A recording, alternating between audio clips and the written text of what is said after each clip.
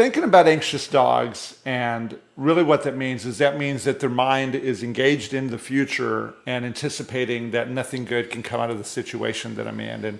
And so, man, I've seen some pretty nasty stuff in anxiety. I've seen dogs like in those wireframe crates. I've seen dogs in wireframe crates just tear up their face, tear up their paws, and do all of this.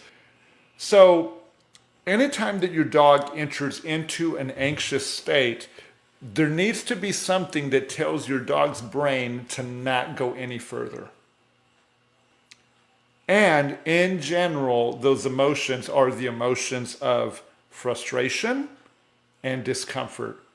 If your body becomes frustrated or becomes uncomfortable, that will bring awareness to whatever it is that you're doing and tell your brain to move away. Doesn't mean that you have to be injured. On the contrary, your brain is telling you that so that way you can avoid doing something that could lead to injury. But a lot of times what happens with the dog is the dog will enter into an anxious state of mind. They will dump so much adrenaline because they're right at the precipice of panic.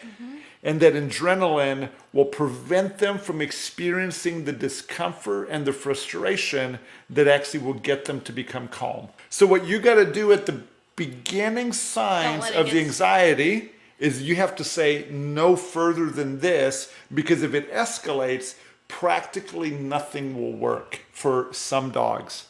Now, nobody's going to disagree with the next thing that I'm going to say. Some people might disagree with what I just said, but anxiety should be punished, also meaning the rate of anxiety should be diminished. Now, on the other hand, nobody's going to disagree with this. The rate of pleasure, comfort, and eventually hopefulness should be increased. But the problem with an anxious dog, especially like with separation anxiety, is that you have to actually leave the dog not become anxious, and then you return to reward the dog when they're not in the anxious state. But if the dog is in the anxious state and you return when they're in their anxious state, you just reinforce the anxiety. Reinforcement of an anxious state is a bad thing. Punishment of an anxious state is a good thing. Reinforcement of a calm state of mind and a hopeful state of mind is the single best thing that you can do.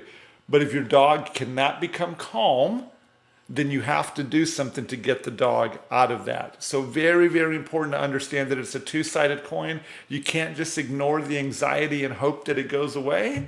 Something must tell the brain that you cannot go any further, and then you have to begin to build the habit of living a calm lifestyle.